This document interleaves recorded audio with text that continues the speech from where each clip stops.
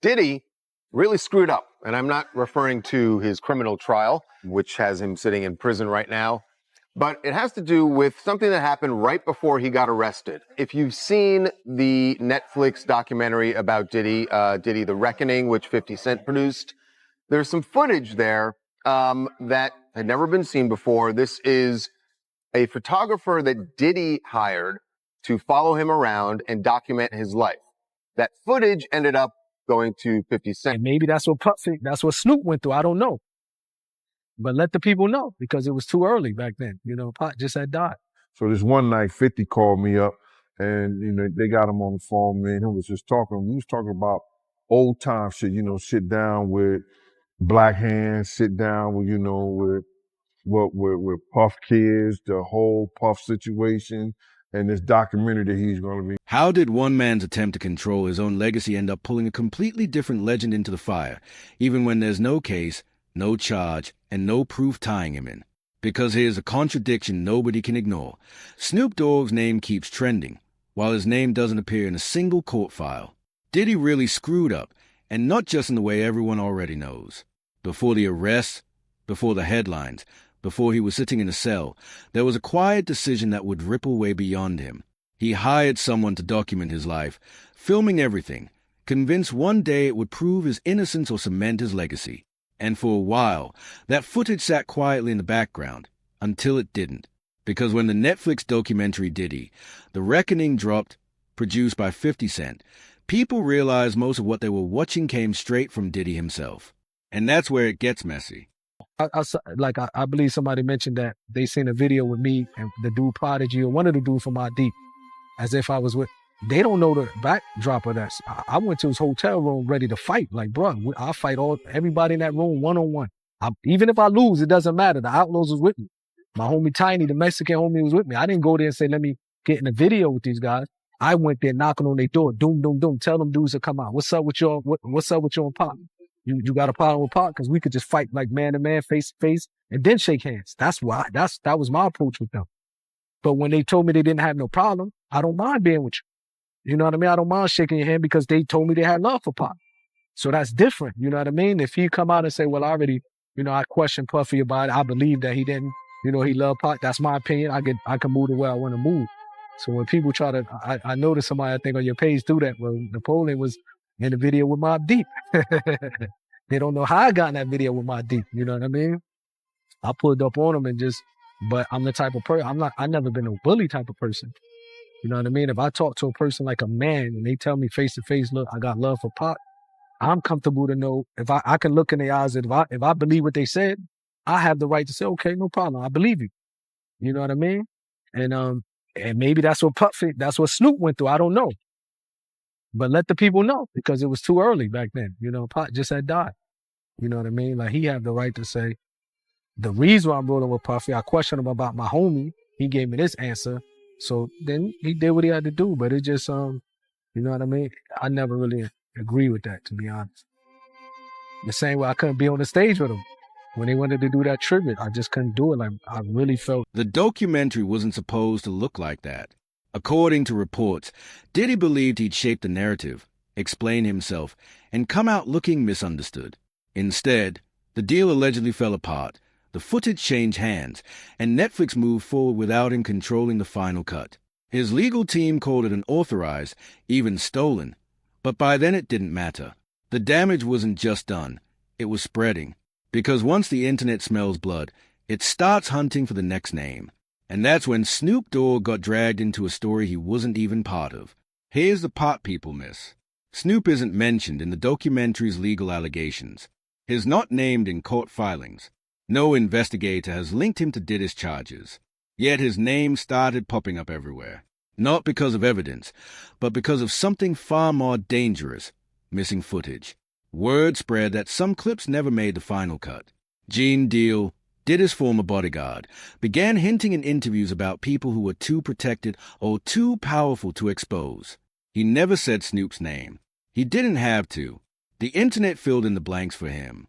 Diddy was doing a documentary thinking he was going to come out triumphant. See, I didn't know that's how this started, is he started filming himself and getting this footage because Yes. he thought he was going to beat everything. Okay, Diddy that makes sense. Okay. has a relationship With Netflix. I knew that. with- Ted Sarandis. I Yes. saw that. Yes. Okay. and he's filming it there. But of course, when you get, obviously it wasn't a clean sweep on the prosecutor's side, but you're still going to prison. Yeah. He basically kind of scraps it. It's not also Netflix is saying, because they commissioned it, right? Netflix is saying, all right, cool, just turn over what you got. And what we'll do, we'll make it what it is because we're just following reality. Diddy's like, well, hold on now. If I lost the case, I'm down to still do it with you, but I got to be able to control it. Now, Diddy was probably going to kind of shape this doc to make it look like, hey, this was malicious prosecution. They kind of went really hard at me. Mhm. I'm not a perfect guy, but I am a good guy. Yeah. And Diddy was like, I need to be able to craft it. And Netflix was like, no, you're not.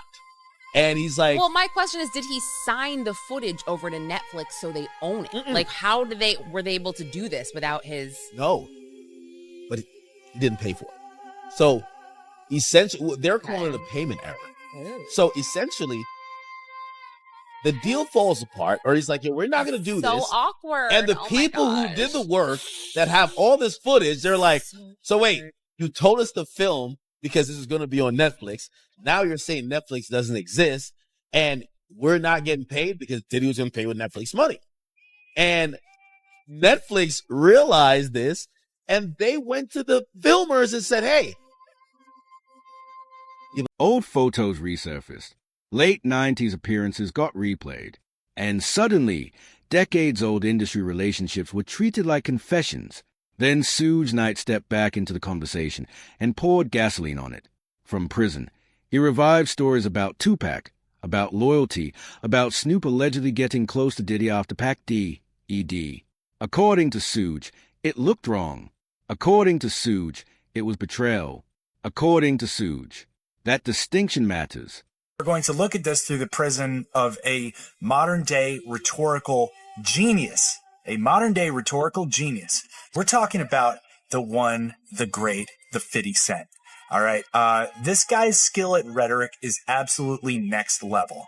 And this totally ties in with, how he famously is a big fan of Sun Tzu, The Art of War.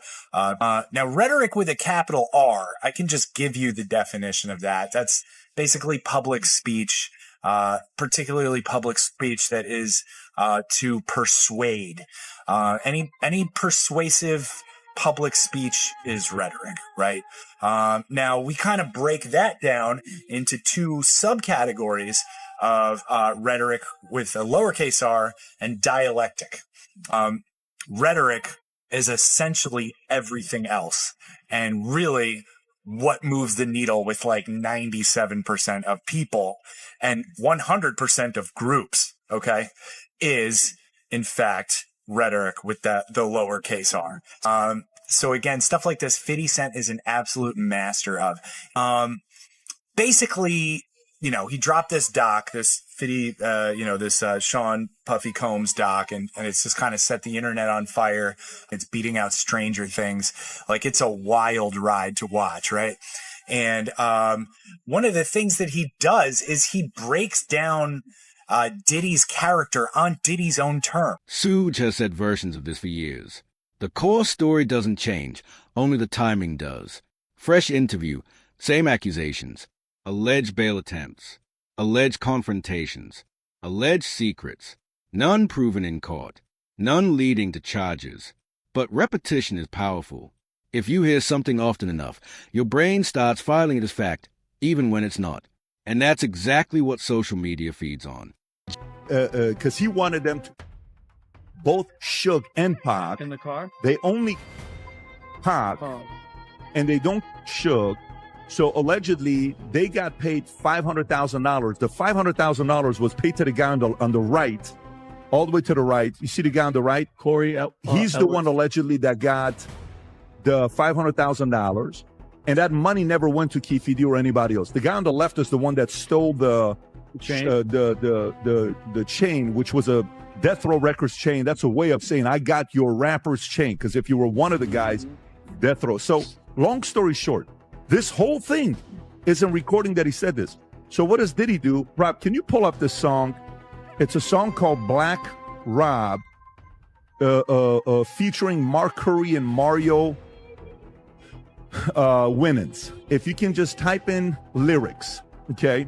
So he gets $1 million. Can you go to the lyrics? And Diddy's in the lyrics when he gets started. Go a little bit lower.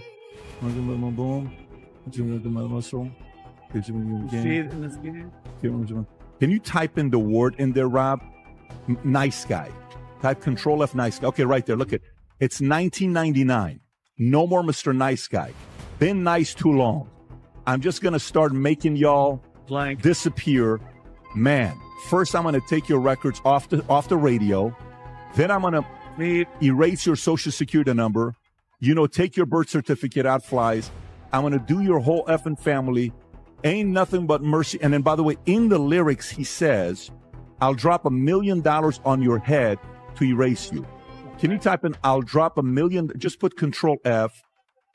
Just go to Google and type this out. I'll drop $1 million on your head. I'll drop $1 million on your head and just put Diddy next to it. Right there. See, it says Black Rob. What song came up? Nice. I'll drop $1 million on your head. Erase you and your whole family, biatch. Wow. He's saying it in the song on what he did to get rid of Tupac. What an idiot. This is where 50 Cent enters the picture, not just as a producer, but as a strategist. He didn't need to accuse anyone else directly. He didn't need to point fingers. By releasing a documentary built largely from Diddy's own footage, he let the audience do the work. Every pause, every old clip, every name mentioned in passing became fuel for speculation. That Steve Harvey clip didn't help either. Snoop and Diddy laughing together on TV, talking about East Coast versus West Coast like it was all hype long after Tupac and Biggie were gone. Some viewers saw growth. Others saw something suspicious. And once again, interpretation beat evidence. For being out there and allowing Misa to come out there to make money, however she was doing it, to feed her family. He vowed down that it's like, yo, I ain't never fucking with her again, and I ain't never fucking with him again. Puff and Suge had a conversation behind the House of Blues about was we all right, and Tupac was alive.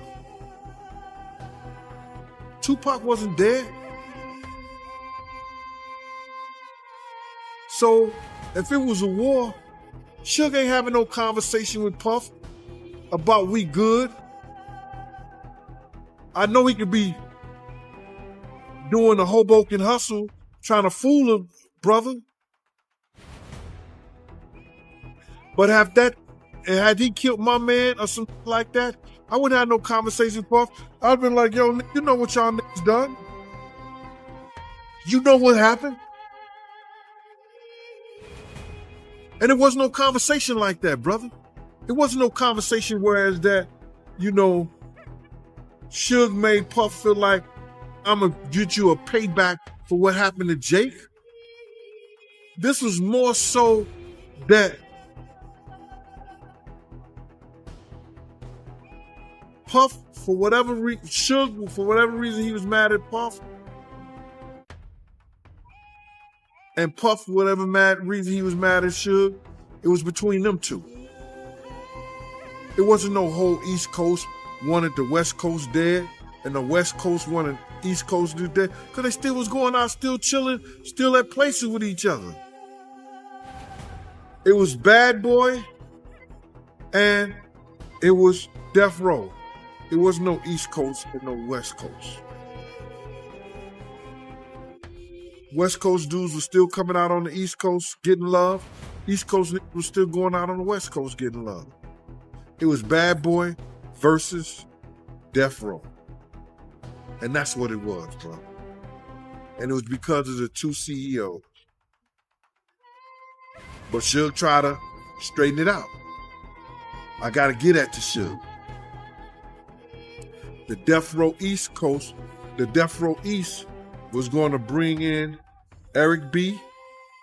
It was going to bring in Big D. And those brothers was from the East Coast. So now, they was looking for a representative to come to the meeting from Bad Boy so they could straighten out the between Pac and Big and Death Row and Bad Boy. And Puff is the one who refused. Puff is the one to refuse to send a representative or either come himself. And got mad at Zip and them because they were in the Mirage on 57th Street partying with Suge Knight. Got mad at them. And Zip hung up the phone on him behind that. So what you mean by more? So I don't know where you get all the extras from when they had a conversation at the hospital and all that. That's absolutely not true. Say less, if you know what I mean. But instead of just saying less, since I've been in here, Snoop and other people been having people trying to bail the guy out, Keefy D, because he talking too much. Raising them trying to do stuff for Puffy because they say he talking too much.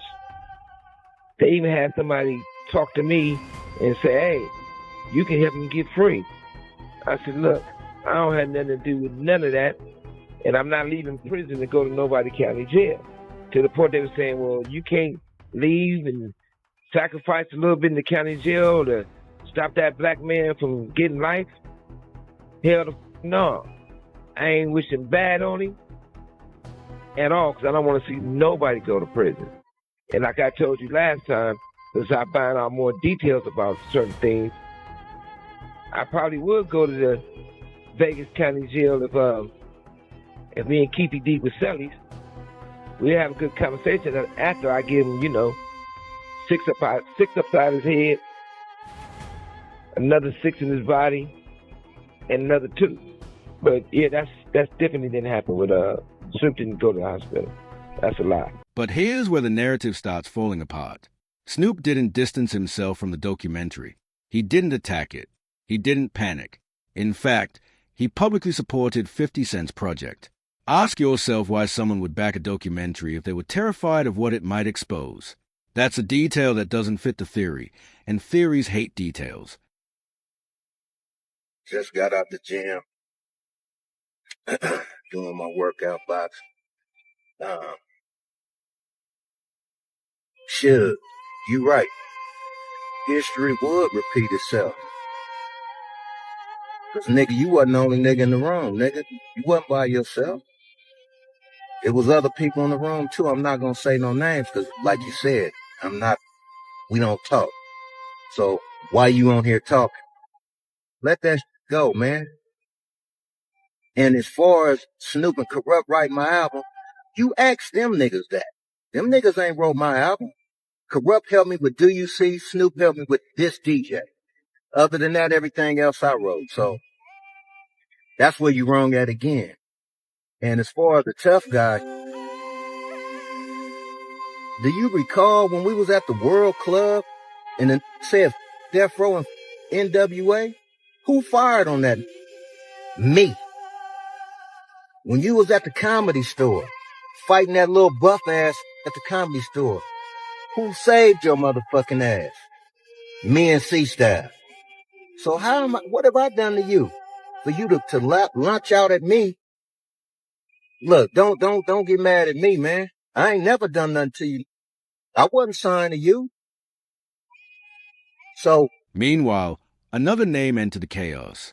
Courtney Burgess claimed he had flash drives allegedly belonging to Kim Porter, packed with secrets and names. The story exploded.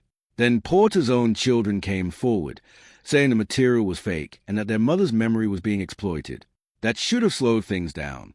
It didn't, because by then, the rumor machine was already rolling, and Snoop's name was already inside it. in a documentary, there's a couple things I'll share with you guys on what I took away from it. But Rob, maybe share the clip on how he got access to some of the footage of the documentary. Is this the one, Rob? Yep. Go for it. How did you get that footage of Diddy? I figure most journalists would not disclose their sources. Does he know y'all have this in the doc? I would doubt he knows. So when this airs, that'll be the first time that his legal team, Diddy, that everybody knows that this footage is now seeing the light of day. Perhaps. Combs' team firing back in a statement to NBC News, saying the Netflix so-called documentary is a shameful hit piece and that they relied on stolen footage that was never authorized for release. His team sending a cease and desist to Netflix. Yeah, so that doesn't mean it's not true. Of course. But they relied on stolen footage, okay, is what they relied on. And then they ask about the history of 50 and him, issue that they've had. What's the one you just pulled up, Rob? This is where they talk about the feud, and then I also have 50 Cent talking about Diddy's reaction to the documentary. Yeah, that's so funny. That is so funny. But watch this one here. Go ahead, Rob. How do you respond to people who say that it's more about the disdain that you have for Sean Combs than it is for giving the victims a platform? What they consider a pre-existing beef, right, for 20 years, right, is me being uncomfortable with him suggesting that he takes me shopping, or I looked at it like it was like a tester, like maybe you'll come play with me type of thing, right? And it's not personal. I think it's important to also let people know that the show is not completely the perspectives of people that did not like Sean. We weren't trying to just get the highlights, the salacious details, that the real goal was to storytell. And not everyone needed to have an allegation to be a part of this project. Yeah, I mean, so that's that part, right? The fact that the feud with the two of them, hey, let me take you shopping. Like you say that to a girl in 50s, like, what are you talking about? Take me shopping. How do you have a flipping mind? You want to take me shopping? And then last but not least, Rob, the other clip you have of 50 is talking about how he thinks Diddy's going to like this documentary. Go ahead, Rob. If Sean Combs watches this, what do you think he's going to feel? Like, wow, this is amazing. I think he's going to say this is the best documentary I've seen in a long time. Can't even hold it. Because you'll see people saying that. I mean, he may feel a different way about pieces and bits of it, but he knows the truth. I think he'll see. Fast forward to 2025 and 2026, and reality tells a very different story than the internet. While Diddy faces confirmed charges backed by court records, Snoop is performing, appearing at major events, and living publicly. No sealed indictments, no surprise arrests, no investigations announced. Silence from law enforcement isn't protection. It's the absence of evidence. If someone were hiding, this would be the worst attempt in history. People forget the context. Suge Knight and Snoop's feud isn't really about Tupac anymore. It's about business, power, and the fallout of Death Row Records. Fortunes were lost. Control slipped away. And bitterness stuck around. Suge has been in prison since 2018, and every few months he resurfaces with another claim. According to him, Snoop's been a snake for decades. But patterns of accusation aren't proof. They are patterns. Social media doesn't care about that distinction. One stitch clip turns into a timeline. One alleged conversation becomes motive. Engagement rewards the wildest version of the story, not the most accurate one. So speculation hardens into belief, and belief gets treated like fact. By the time someone asks for evidence, the algorithm has already moved on. Strip this story down to what's actually confirmed. Diddy's downfall is real. The documentary exists. The footage came largely from Diddy himself. His legal team disputes how it was used, but the court cases are documented. Snoop Dogg's involvement, on the other hand, lives almost entirely in comment sections, disputed interviews, and decades-old industry politics. No charges, no warrants, no subpoenas, just noise. And that's the uncomfortable truth at the center of all this. When a giant falls, everyone who ever stood nearby gets splattered. Not because they're guilty, but because they're convenient. Old beefs resurface. Vague hints turn into accusations. And the internet decides it knows the ending before the facts are even written. So here's a question people should be asking, and it's not about Snoop at all. In a world where rumors spread faster than evidence and sound more convincing than court records, do facts still matter, or has guilt by association become the new verdict?